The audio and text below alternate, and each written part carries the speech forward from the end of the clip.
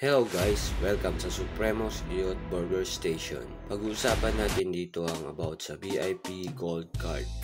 Gusto mo bang magkaroon ng free burger araw-araw? O di kaya ay karoon ng 49 pesos discount? Introducing our VIP Gold Card. Magkakaroon ka nito sa halagang 500 pesos only. Kapag naka-VIP Gold Card ka na, pwede mo tong magamit as your discount card at pwede ka rin mag-benefits ng 1 regular burger daily. Valid ito araw-araw sa loob ng isang buwan. Ang card na ito ay pwede mo rin ipagamit sa iyong mga kilala, relatives, or special someone na gusto mo makatry din ng kung gaano kasarap ang iyot burger.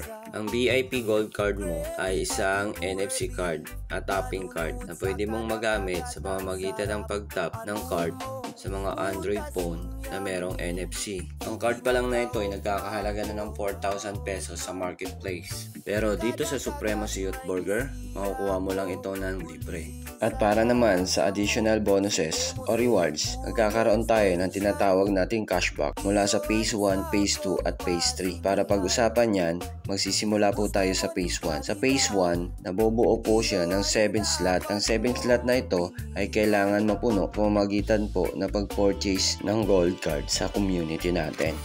At kapag napuno na ang 7 slot sa Phase 1, Table 1 natin, magkakaroon ka ng cashback na 200 pesos. At ang nag-recommend sa iyo ay makakatanggap naman ng 300 pesos. At dahil sa patuloy na pag-purchase ng gold card at pag-renew ng mga VIP gold card, tuloy-tuloy ang magiging cashback natin hanggang makapasok sa Phase 1, Table 2 at magkaroon ng cashback na 200 pesos at 800 pesos naman sa recommender. Para naman sa Phase 1, Table 3, ang cashback ay 500 pesos at sa recommender naman ay 1,500 pesos. At para sa Phase 1, final table natin, ang cashback ay 2,000 pesos. Sa nag-recommend naman ay 5,000 pesos. At para malaman naman kung paano ka magkakaroon ng cashback, isipin mo na lang nakapila ka sa isang tindahan o isang grocery store. Ang rules sa pilahan, kung sino ang nauna, siya ang unang makakabili. Ibig sabihin, hindi pwedeng sumorkat, hindi pwedeng sumingit. Paunahan po ito. Ibig sabihin, kung sino po ang nauna mag-purchase ng gold card, sila po yung unang magkakaroon ng cashback hanggang sa pinaka-huli.